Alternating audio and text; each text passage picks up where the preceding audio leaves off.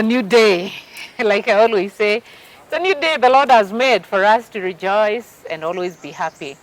And nichukue fursa hii kwanza kushukuru Gracia Gardens kwa fursa hii ya kipekee kutupea nafasi ya kwenda kuzungumza, ya kuweza kuzungumza hapa moja kwa moja.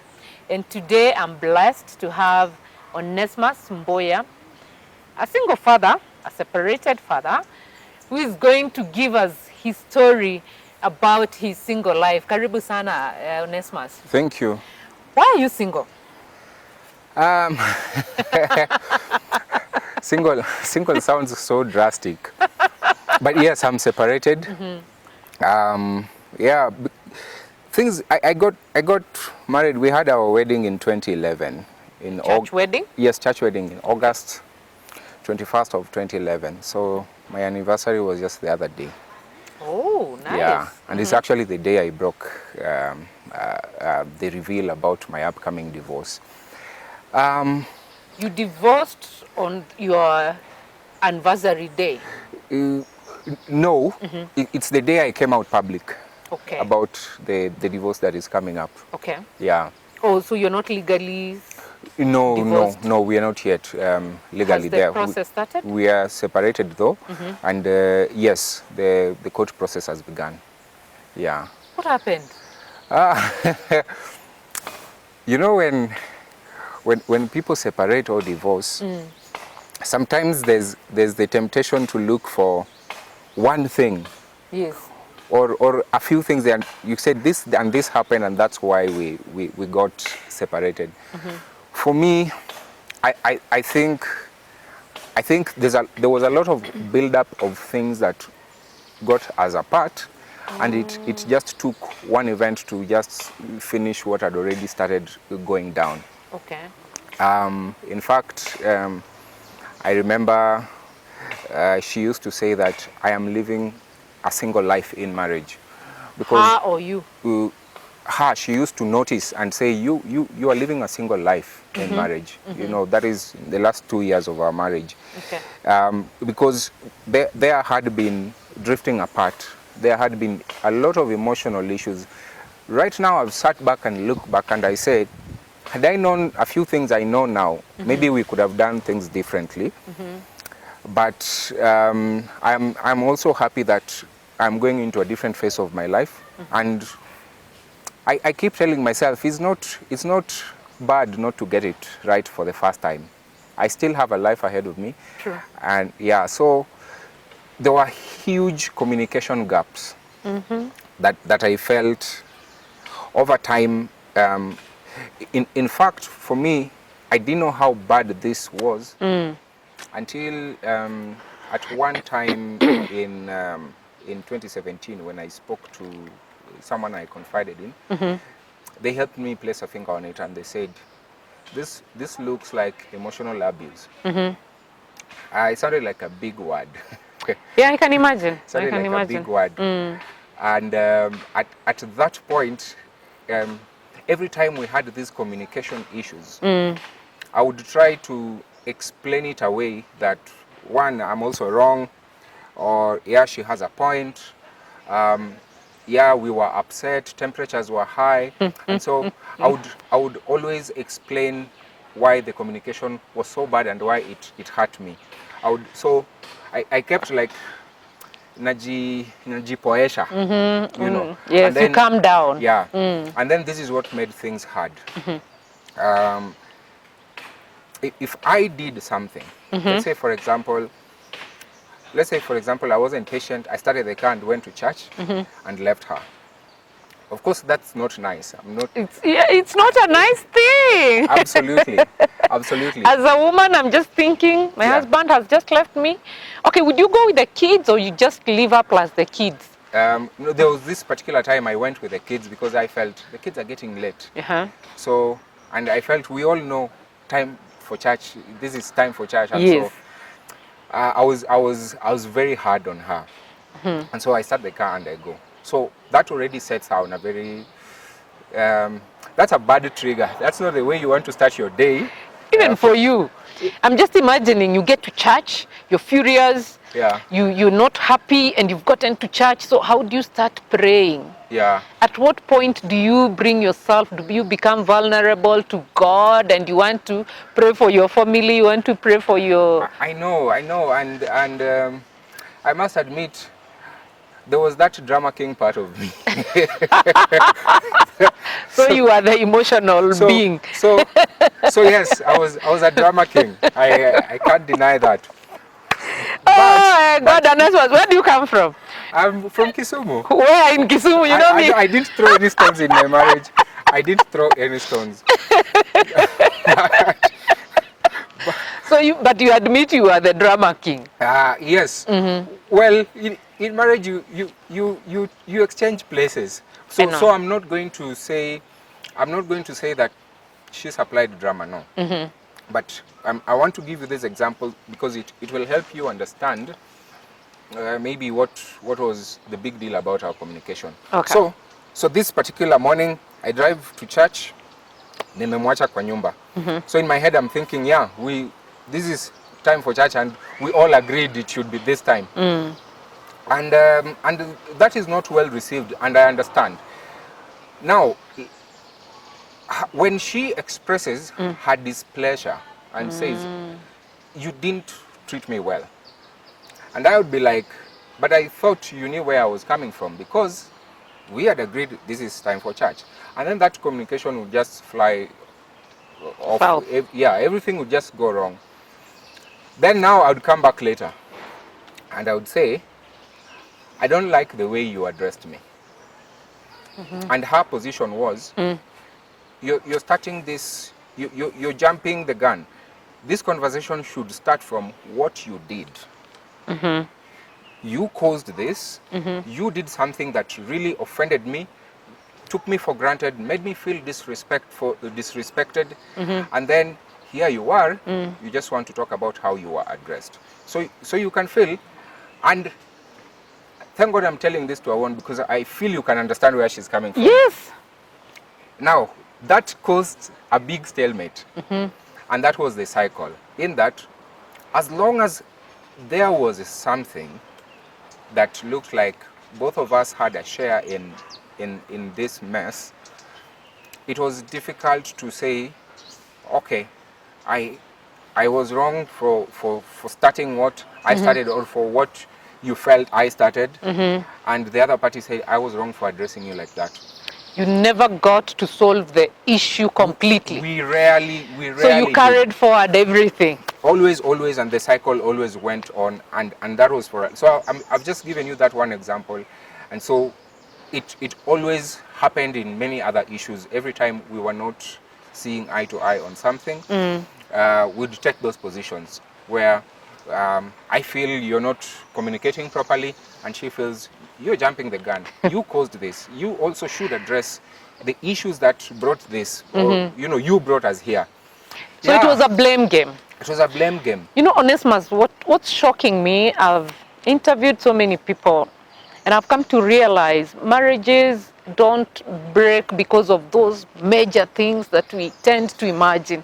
Yeah. Because listening to you, you got married in 2011. Yeah. And by 2017, you were arguing. Yeah. Things were bad. Yeah. Is it 2017? And 2020, together, 9 years. Yeah. 9 years later. Yeah. How was it? Did you meet in church? Were you a church person? Were you... How did you guys meet? We met here online. No! Yeah, I know this is online. We met online.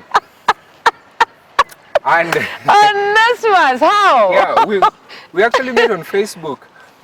You've heard about interesting. I really want to hear this. This is not advertising for them, but Yes. you've heard about the Kabus. Yes. Sarah Kabu and Simon Kabu. Yes. So back then, they created this forum for singles on Facebook. So they were, Is it still there? I need to go there. No, I think disappeared. They became rich and forgot about single people. Anyway, that's a joke. No pun intended. So they created this forum, and we used to interact, and that's where we met.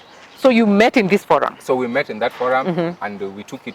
Was offline. it a physical forum, or it's just on? There were physical meetings, but you see, we started interacting on that forum. And then Wow. now, ingia inbox, DM, exchange numbers, and then now we got into each other's lives outside there. Oh, okay. Yeah, and Did you take some time to know each other, like learn about her family, your family?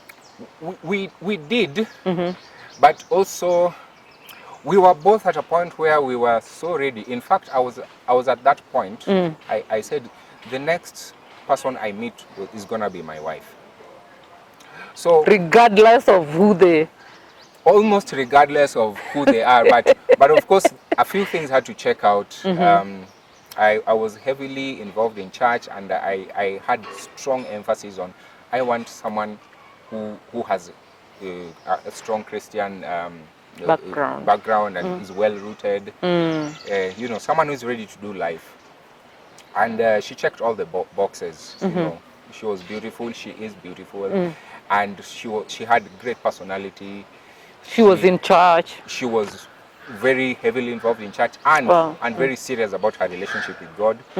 So we took some time to know each other, but we felt like the things we needed time to know already came out in the forefront. That within a few months we felt like this is what we've been looking for. So if I don't need 3 years to know you're God fearing. I felt I've been a Christian long enough to know even within 10 minutes I can know if she's God fearing. You get what I mean? Yes, I do. Yeah. So we did courtship for less than a year, and then we planned a wedding, and we got married. Wow. Yeah. So you meet online, you date for 1 year, you have a wedding, Yeah. and then I want to believe then you are blessed with kids. Yes, we have 2 wonderful children, a boy and a girl. Wow. Yeah. Nice, nice. Yeah. So are you with the kids or she's with the kids? No, currently she's with the children, but we of course I get to see them. So in very briefly, just explain what happened. How did the friendship start falling apart? Because I believe it's the friendship that dies first, and then the marriage. Yeah. What happened? Let me start this story from the end. One day after our separation, as we were talking, I told her that there are 3 things that I'll be looking for that weren't there when we were starting. Onesmus. Wacha nikae vizuri nisikie hii story. Prepare for this. I changed the entire ballgame, because after going through the experiences we had gone through, and we were finally separated, that is early this year, I felt I don't want to do marriage the same way again. Why? There are 3 things I said, these have to change as we go forward. And I made it clear to her. I said, first, we are removing God from this marriage. No. Yes, absolutely. Were you still going to church? At that point, no, COVID happened, so there was no church. Okay. Yeah, in March. So we removed God from this union. Yeah. So I said we remove God, and my reason was, I felt, you know, you don't need God for you to not to raise your voice. There are people. Let me choose to listen. Yes, you better. Yes, let me just choose to listen. There are people who are married and they don't raise their voices, and they don't know a single verse in the Bible. True. And so I came to terms with the fact that I can have marriage for what marriage and relationship is without God. I need God for my own relationship with Him. I don't need God to relate with you. Trust me, a Buddhist or an atheist can walk here and you still get along. True. They don't need a verse in the Bible for them to know this is Joyce. I can talk to Joyce. I can sympathize with Joyce. I can understand Joyce. And so I felt God was being used in our marriage. And so I said, I don't want us to have this God relationship. I want us to relate as me and you. Secondly, I said, I don't want any boundaries. Now, before No, you're shocking me. I know. I need to breathe in. I understand that effect. Exactly. I don't want boundaries because, you know, how do I put What do you it? mean by boundaries? Because in we a had, relationship, I thought, yeah, we must safeguard ourselves. I thought so too, but then I realized that it is possible to safeguard yourself and keep off all the third parties and still be the virus that is eating the marriage inside. Okay. And so for me, having boundaries or lack of them wasn't helping. I felt the So what things did you want? I wanted freedom, regardless of how I'm going to use that freedom. And I told her that Freedom from your wife? not freedom from her, but freedom with her and freedom for myself. Okay. I didn't want a situation whereby you have to know where I am, what I'm doing, with whom, how many times, when, which, how. Jesus, I said I don't want any more of that. Because they are, so Joyce. Your lovely wife is Yeah. supposed to be in the house. Yeah. Maybe I'm assuming she's in the house with the kids. Maybe she has just come from work. She's Yeah. seated there waiting for a husband that she doesn't even know where he is. Yeah. It's 10 at night. Yeah. I'm not supposed to call you and ask you, sweetie, where are you? If you're worried, that would be fine. That would be understandable. But you can't be worried every day. Oh, Jesus. So you wanted some days. So there has to be, if you live with someone, Yes. there have to be some circumstances that make you feel, let me check on him. This is not usual. I am worried. Okay. You know. Yes. Like I knew you were going to Mombasa, and I've seen KQ had a rough takeoff. Yes. I'm worried. Are you so okay? An hour later, are you okay? Yes. There are circumstances that would justify, you need to know where I am, you need to know, is everything okay? But it can't be every day. Okay. It can't be 10 times a day. So Maybe she was doing it out of love. absolutely, there's no doubt. There's no doubt. But it's difficult to love me the way you want if that love includes taking away my freedom. Okay. I need to know I can leave the house, go do my things and come back because I can. Marriage shouldn't take that away from me. Slavery, yeah. It shouldn't be like slavery. So I said, no boundaries. Who am I hanging out with? Who am I relating with? Who am I calling? Who am I texting? Where am I going? I said, I don't want that kind of a relationship. Sounds like you are fed up. Well, in a woman's words. Yeah. I'm just imagining someone telling me, you know what, Joyce? I need my freedom in this marriage. Yes, not from it. And there was a big misunderstanding because she felt that I wanted freedom from her. Okay. And I said, that's not the case. I hope she'll watch this. I hope she does. And because what I'm saying is not new. The third thing, because you said you yes. introduced 3. Yes. The third thing, and this is hotter than the others, so brace yourself. Where's Okay. Jeffrey with the fire? I wish I had it. Yes. It's getting hot. Yes, it is. Because I don't know what to expect. Towards the end of last year, there was a third party. Yes. I actually got into a relationship outside the marriage. You. So that's why you were looking for freedom. That's why you needed your freedom. No. Don't mix the two. Anyway, explain it. Don't mix the two because first let me rewind. Let me go back to the freedom. For me, I used to say, I want this freedom regardless of how I'm going to use it. Okay. Wanting freedom does not mean I am now going to go on rampage. Wanting freedom just means you love me enough to let me be. Yes, but I'm letting you be, and you're bringing home a second wife. What am I supposed to do?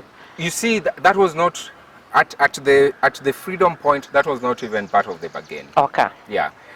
Whether this third party was there or not, I wanted that freedom. Okay. And my favorite reference to that, I still have a lot of Bible in me. Every time I think Please tell about, me you're still in church. I don't know, I don't like church anymore. And we'll come to that. I don't like church anymore. Onesmus, Yes. you gave up on God. I am indifferent to God. I don't feel that story anymore. Really? Yeah, I am at this place where I don't really care. But wait, nakudepress ama tunafanya interview? Tufanye interview So, lakini nitakuombea ikiisha, lazima urudi kwa Mungu. Omba. Huwezi jua Mungu alafu ati useme me I've given up on God. Anyway, tuendelee na story. There's a third party now. Yeah. I wanted to explain something about this freedom narrative, and it was not supposed to lead to the third party. Okay. I was saying I still have a bit of Bible in me. Yes. And I remember the prodigal son. And it's a perfect story of love. The prodigal son said, you know, Dad, I feel I want to be free from this home and I want to go just have my life out there. Yes. And the father gave him all he felt belonged to him. His inheritance. You know, no terms and conditions, no nothing. You want this, go.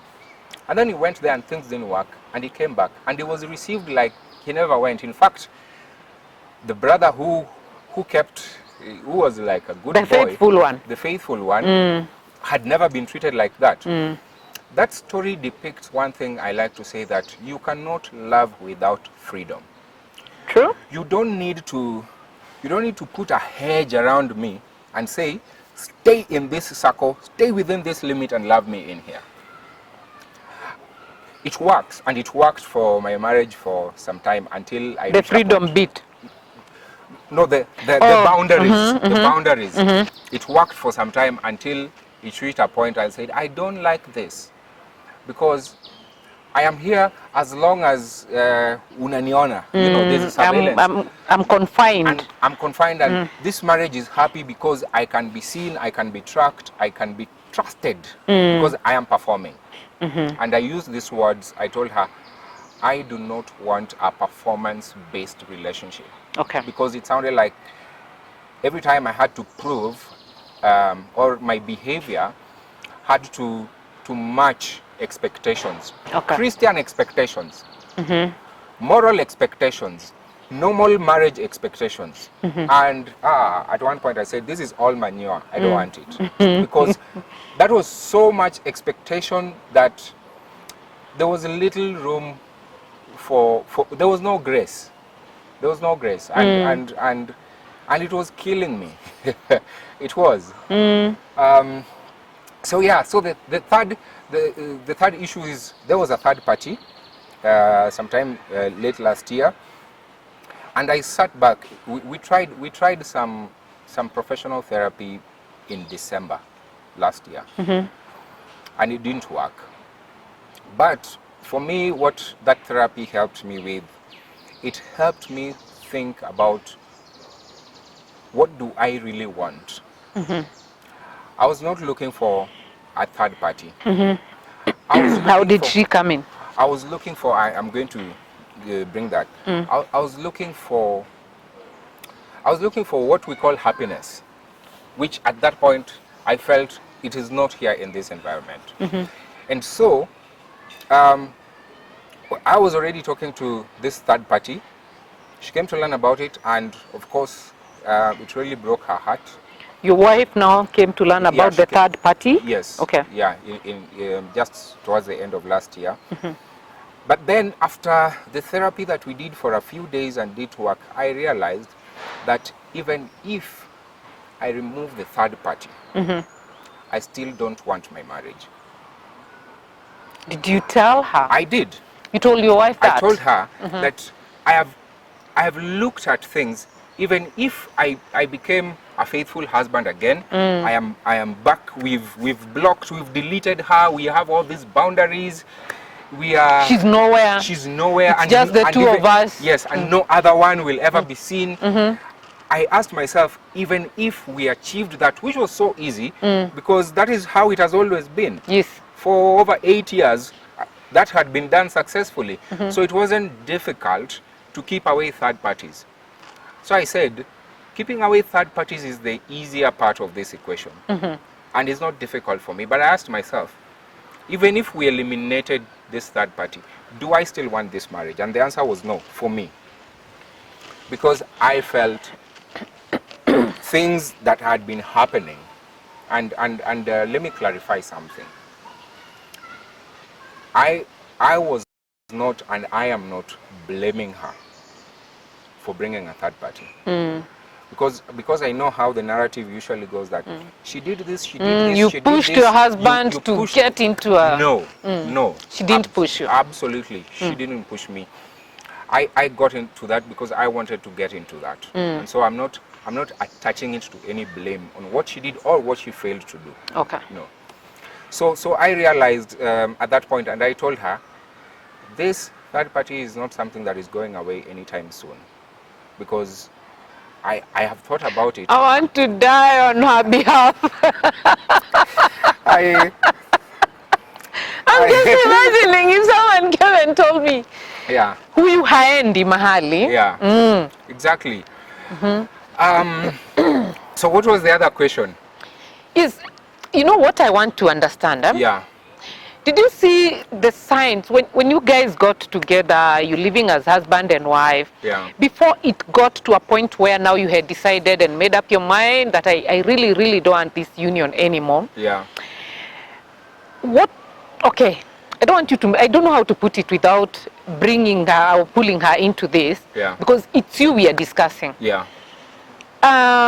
Did you feel like you gave it your best? Did you try to sort out these issues? Did you give your marriage the best before giving up on it? No, I didn't. And if I were to get into another marriage, I still wouldn't give it my best. And I'll explain why. Why? Because marriage doesn't have to be work. You don't need to give your best for marriage to work. What do you mean? Absolutely, because there is this notion, Joyce, that marriage is work. Yes and no, depending on how you two It is want. no. Yes and no. It becomes work when you have to, well, this is how I put it. When I'm dealing with a person that I don't really understand, and I'm making my marriage work so that I can understand this person, then that's work. But if I've married a friend of mine, shouldn't be work. I mean, I'll tell you, Onesmus, hey, what do you think? This evening I'll be having my time with the girls. I mean, I'll be home. Yeah. It should be as easy as that. It should be as easy as that. Yes. And that's the conclusion I came to, because I did the work part. We both tried the work part. And I reached a point, I said, a mutual loving relationship between two people shouldn't be this hard. True. I agree with you. It shouldn't be this hard. Yes. We shouldn't lose sleep trying to relate. No. I shouldn't be working for 3 hours because I'm trying to cool off from a loving relationship. Joyce, it doesn't work. So I know I didn't give it my best, and I did not need to give it my best. I believe in a relationship, you should just be and relate. Yes. Yes. You don't need to be at your best to host me here. No. This is Joyce and this is Mboya, and we are having this conversation because this is the kind of conversation and relationship needed for this. Even for marriage, I don't believe in that working on it narrative anymore, because work usually means losing a lot of yourself in the process. Yes. And I have learned never to ever go back in there anymore. Work sometimes means pretending. Work sometimes means forcing yourself to be comfortable with what is not working. So work sometimes means being the carpet that someone walks on. And I'm not saying she did this. I'm saying what work usually entails. Yes. And I've reached a point, I said, if we can't be in love and get along, there's no work to do. If you're not okay me hanging out with my boys, there's no work to do there. If I'm not okay you having more income than me, you're a woman now, I don't want you to have more income, there's no work. You don't have to reduce your income for me to be happy as a husband. No. You don't have to buy a cheaper car to make you feel nice, to lift your ego. To lift my ego. So no. I don't believe in that work anymore. Okay. I believe relate, Yes. accept people unconditionally, and it should not be performance based. That because there's a score, because she cooks well, because she talks to me nicely, because now I love her. No, I think you should love someone because you want to. Do you think, looking back, reflecting on your marriage, do you Yeah. think the way you met may have contributed to the way your marriage ended up? No, I don't think it had anything to do with that.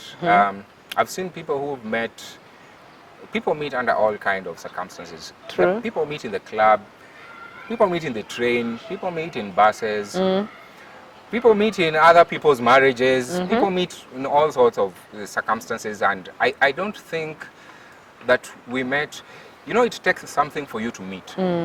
And no meeting comes with with a with an advantage or with a special ingredient for marriage. True. So let's say we are in a matatu and then we start chatting and then I'm like, konda nitalipia huyu, Kata wawili. kata wawili, you know. You sound like you have experience. so I don't think any kind of meeting comes with a special ingredient for marriage. True. You can meet in church, you can meet in the choir, and you still get divorced. You can meet at a relative's house. True. So I really wouldn't blame it on how we met. So do you regret the fact that you guys are separated and maybe your divorce will go through? What about your kids? I have regrets and I have gratitude in equal measure. Now, I didn't mention that since we got separated, I got lucky to get into therapy. Okay. That has really been helpful. Church-based? No, it is religion neutral. Okay. Just psychotherapy based on the science of behavior and health, mental health. Okay. Because it was driving. I would be a basket case. I would be a basket case right now. When I got into therapy, I started learning tools of how to emotionally be in charge of myself and not to be a victim under any circumstance. And that made me reflect. And I said, if I knew this 3, 4, 5 years ago, I wouldn't have felt the way I felt about the communication in my marriage. Okay. If I knew how to be more emotionally in control, if I had better emotional intelligence, and if I didn't have that victim mentality in all conflicts, some of the feelings and decisions that I kept for so long, I wouldn't have done them. Okay. So this I realized through therapy. So one of the regrets I have is things happened, we are now apart, and there are other casualties in this process. True. One of the biggest casualties in this process is my faith. I decided to do away with my faith. I was coming to that. At what point did you decide, you know what, God? Yeah. Take a seat. I've been a very ardent Christian. I get it. You're allowed to doubt it now because maybe... No, I really want to hear that bit. One of the things I know about God and how he expects people to know about him is through people. Christ expects the world to know about him through Christians. I'm listening. You can never know Christ without him being in someone you're relating with. Having related with Christians, both in my family and in the environment around me in church, I came to a conclusion that two things are possible. Either this Christ does not work on these people, and I am one of them because I don't I'm not better than them. But this is what was troubling me. I was finding myself where we are saying we are all sinners. True. Yeah? But then why are some sinners more giving a lot of rushes, indignations, and you know, you want to treat a fellow Christian with a lot of slack, as if they are just the worst thing that ever happened on earth. And I said, the Christ who is not perfecting my character, the same Christ who is not perfecting your character, he's not working for any of us. And as long as you feel that you have the right to be hard on me, yet we have issues. Sometimes you have worse issues than me, and you are the one on my case, playing all that rushes. I said, if this Christ is not working for any of us, I'd rather cut it off. But you're talking like a person who doesn't know that the devil also, he exists. He does. Yeah. And he doesn't make choices for us. Exactly. He doesn't give you a choice. But God has saved us by grace. By his grace. He has given us the power, yeah, to recognize and even tell when the devil is attacking you. And for me, how I'm taking it is like, you allowed the devil. You allowed the devil. If we were to give the devil credit for this, then the devil is practically in charge of the entire church. No, he's not. He's practically everywhere. If you're saying Christians lacking the grace to relate with other Christians with love and tolerance and patience, if you're saying that's the devil, it's how you deal with the devil situations. is everywhere. You see, God doesn't promise that we are not going to find ourselves in situations where we even doubt him. He has said, yes, I will be there, I'll walk with you. But remember, the devil, the evil one, he doesn't sleep. He's working day and night, and he wants to get his people. He wants to get you and me, and he attacks Christians. I don't know how to put it, because I feel like Onesmus, being a church-going person, a person who knew Christ, and just giving up on God because your marriage had issues, you're giving the devil not even credibility. You are allowing the devil to kill both your spiritual life and not the physical life, because I'm not God, but he will take you deeper. Joyce, I have been a Christian, and I have compared what Christianity did to me in terms of even helping me when you're going through through a lot of puzzles in life, not even my marriage. Looking back, I have seen what Christianity offered me in terms of just helping me deal with life, compared to now, when I've said I don't want to take the Christian approach. There's something I like saying, and I used to tell my wife, when you're saying that God is working on me, yes, I tell her, I know other gods who can do a better job, cheaper and faster. And let me explain.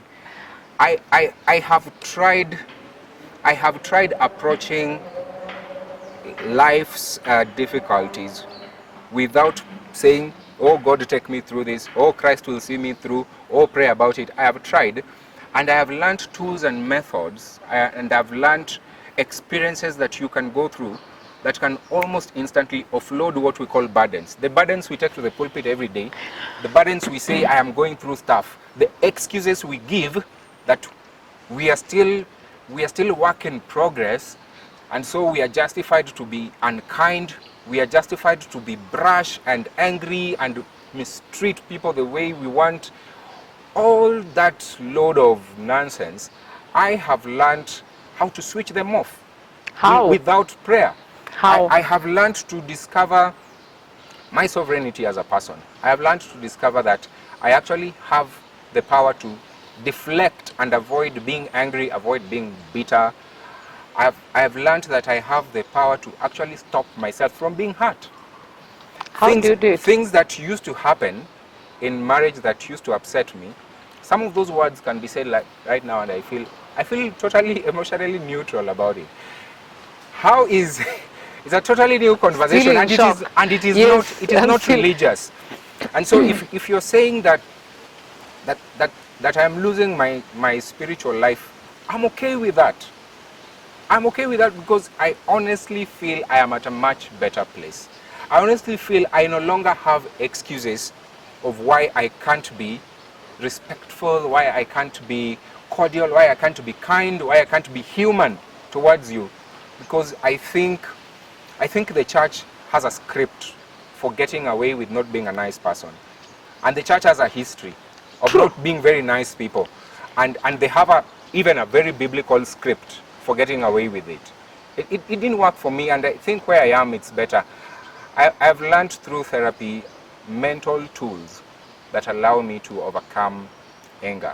I can be in a situation and I can meditate on it 15 minutes and I can touch my pressure points and do my meditation and it's all out. Right now I am even... What I just want to know. Yeah. You can do all that and feel nice and sort out your issues and everything. Yeah. But how is your relationship with God? It's there. You see, first, I'm not an atheist. Yeah, because I was worried. I'm not an atheist. But my relationship with God is such that it doesn't matter anymore whether he's there or not, or what he wants or he doesn't. Do you pray? I don't. Not You anymore. stopped praying, you stopped reading the Bible, you don't go to church. I still do read the Bible. Not for any spiritual reasons, but I have a background in theology, and so I really got immersed in the Bible. Okay. And I'll be very honest with you, I think the Bible is one of the best. It's a masterpiece in the history of the universe, known history of the universe. I don't think there's any document more influential to humanity and just more impactful and more. It doesn't have a match in terms of its literary value, philosophical value, the quality of arguments in there. But it is not wholesomely a perfect book. So yes, I read the Bible because I find the Bible has a lot of insights that are very consistent with being in charge of your life and experiencing life to its fullest without using religion as an excuse. So yes, I do read that selectively. I'll leave it at that. As long as you're still reading the Bible, I know you will get somewhere and you will go back to prayer, you'll go back to church, you'll go. It's a season. I wish I could say I wish you the best. No, I believe it's a season that you're going through. Yeah. Now, moving forward, you've explained to me how you met, how you had your issues, the separation bit, and what you're going through right now. So, if today you met a young couple, trying to build on their relationship or maybe trying to get married, trying to make things work, what would be your advice? My advice to people who want to get married is first, think about all the reasons why you want to get married. Write them down and then do away with them. And then get married simply because you want. Because there's nothing that you will get in marriage that you don't have right now. True. And there's nothing that you will get in marriage that you can't get when you're single. Absolutely nothing. So you write a list, throw it away, and get married. Get married just because you want. And just because this is the right person. Can you ever get a right person? There's no right or wrong person. People are people. People are people. There's no right or wrong person. Okay. And those are the expectations that crumble. This third party. Yeah. Is she still there? She's not dead. Are you still relating? Well, does she know this part of you? Absolutely, she does. You've told her everything and what you believe in. Everything. And you know, the other day I was watching Will Smith and the wife, and they called it an entanglement. Yes. And so yes, I had my fair share of entanglement. Right now I'm making a lot of decisions. I don't want to discuss that part so much. Okay. It had If you're not comfortable, it it's had okay. its role in all this drama, and that's why I mentioned it. Yes. But right now, I am making decisions. I'm moving out of town. I'm starting Out of over. Nairobi? Yeah, totally out of Nairobi. I'm going far away to start over, from scratch. Outside the country, or? No, within the country, but somewhere in the coast. Okay. Yeah, I'm just going to start over, literally, even build house with my hands, my own house with my hands, from scratch. So I'm going to start from lower than where a college student starts. You know, you come from college. Do you have the land, or where are you going to? Yes, there's land. There's land, and I'm just going there, start life, build a shelter, grow my food, And live life. would you like to have now? Okay, I don't know whether to ask whether do you want another third party, or will you want to stay with someone? I will definitely have room for someone. Okay. Definitely. I'm just going through this phase, and then time will come for that person to be there permanently, long term. And when I get there, it will be there. Okay. Yeah. It's not. I'm living a day at a time. So I'm not even going to be intentional about looking, searching. I don't need it. And so like if she comes, she comes. If she doesn't... Like I said, there's nothing that she will bring that I don't have. Okay. Or that I can't get. Emotionally, materially, I am whole. You know what? You need a companion. I don't need one. I will have that person because I want, not because I need. Okay. I was born without her. I will go without her. You are a young boy then, you didn't know. Wewe ulizaliwa na mzee wako? Sikuzaliwa na yeye, lakini I was young. I didn't know about the beauty of companionship. I agree that you didn't know, but it doesn't change the fact that you were born whole. Yeah, I was born whole. You were born whole. But you know, that's a stage in life. I was young. I didn't know these things. I grew up. I became a teenager. I became stages. These stages are designs that we have put there as social beings. Marriage is not a stage. There's no stage. There's no stage in life called marriage. Life is just life. Life has no stages. So you'd be comfortable seeing 7-year-old cohabiting with a 10-year-old because marriage doesn't have stages. You can decide to get married at whatever age. No, that's not what I'm saying. What I'm saying is, first, it would be absurd for even underage people to get into a relationship. But you see, that's what I'm saying. It's a stage. Even when they are 30, it is not a stage for marriage.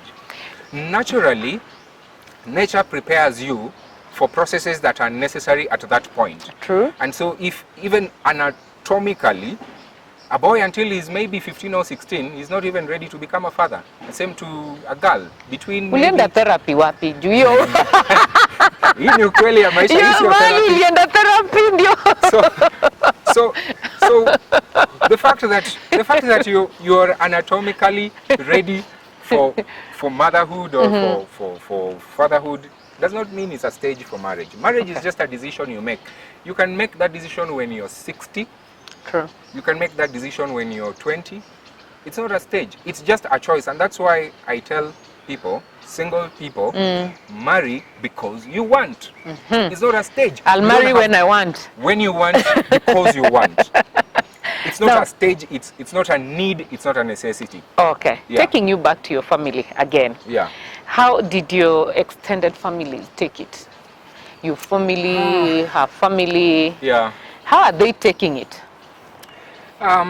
Because this is still fresh, there are still a lot of raw nerves on both sides, and I understand it's expected. It's people need time to process this and to go through what they go through. But I can tell it is heartbreaking. At least the people that have heard about this and they have had to hear either both or one side of our stories. I can tell it is heartbreaking. I can tell one thing I was blessed with, and I am still thankful about. I did not get in-laws who were drama. Okay. Nice. In the entire fraternity of where she comes from, everyone I related to, I did not get anyone who is drama, and so they've been very respectful. They've been very cordial. They've been very so you can tell, yes, they're handling the disappointment, but there hasn't been any ugly exchange or bad blood or things being said. You know the ripple effect. I know. Especially where I come from, it can be drama. Trust me, I know it. Yeah. Well, usituharibie jina. Wow. Yangu nitapeana. Unajua mimi ninajua yenye nilipitia. Wewe usionga. Huko Kisumu yenu. Yeah. So I'm thankful. People have really handled it well from both sides. But it's tough. It is. Yeah. It is. And my prayer is that one thing I like about you is the way you just say things as they are. Yeah. Putting it as it is. That if you really need me and you to stay together in a marriage, it's not about performance. Yeah. It's not about the amount of money I'm bringing, the amount of time I'm spending with you. I mean, just let me be. On that one, I agree with you. Yeah. But also, ningependa pale ambapo watu wa young people. Yeah. I don't know how to put this. Because I don't want them to start looking at the institution of marriage like a failed institution. Like there's no way, there's no marriage that can work. I just want you to just maybe mention the positive attributes of union. Two are always better than one in any given circumstance, especially if they agree. And so if you've put me in a tight place. No. One, I don't have negativity about marriage. True. I don't. I mean, I'm gonna get married again. And I have no problem with anyone who wants to get married. But I want to discuss reality. Whether you find it encouraging or not, I can't help it. But one, I'll tell you, it's a fact that two are better than one. I'll also tell you that marriage is not beautiful. What becomes beautiful is how you choose to relate. Marriage in itself is not beautiful. Marriage is just like a vase or an empty vase. It's the flowers you put there. That is what will make it a beautiful package altogether. And so it's an empty script. I mean, it's a clean page. You enter there and write the script. Okay. So I'm not gonna make any promises because I think it's misleading when we say marriage is a wonderful thing. It is not. Sorry about that. Nikanyuki hapa kananisumbua. That happens when you invade people's homes. Come on. This is their home. So okay. So it's for me it's a plain canvas. Paint it, and it can be a beautiful painting if you choose to. Sure. And it can be a horrible one if you're not deliberate about it. Yeah.